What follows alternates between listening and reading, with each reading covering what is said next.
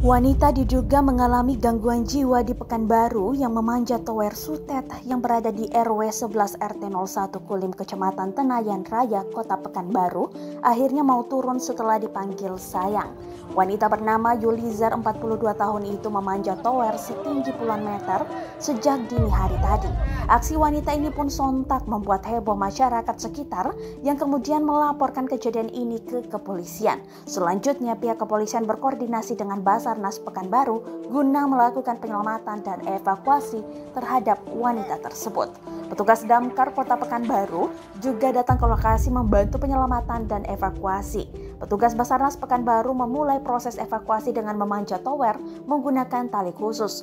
Proses penyelamatan berjalan cukup dramatis, apalagi Yulizar sempat mengungkapkan enggan turun.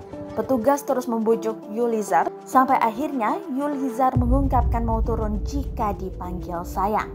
Alhasil Kapolsek Tenayan Raya Kompol Manapar Situmeang bersama warga yang berada di bawah ramai-ramai memanggil Yulizar dengan panggilan sayang.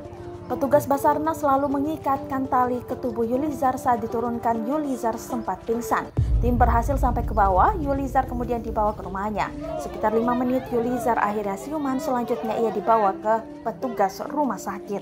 Kapolsek Tenayan Raya Kompol Manapar Situmeang menuturkan sekitar pukul 3.00 waktu Indonesia Barat, Yulizar terlihat oleh anaknya keluar dari rumah. Anaknya mengejar ibunya itu yang berlari dan melihat ibunya naik ke atas tower. Anaknya berteriak, dibawa memanggil ibunya dan dilihat oleh warga.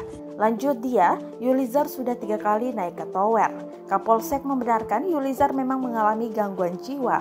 Yulizar sudah pernah dibawa ke rumah sakit jiwa dan dirawat.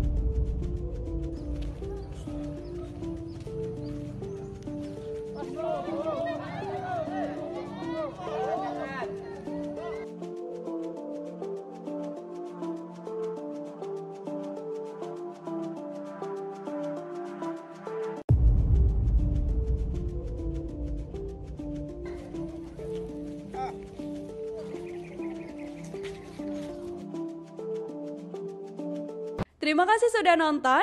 Jangan lupa like, subscribe, dan share ya.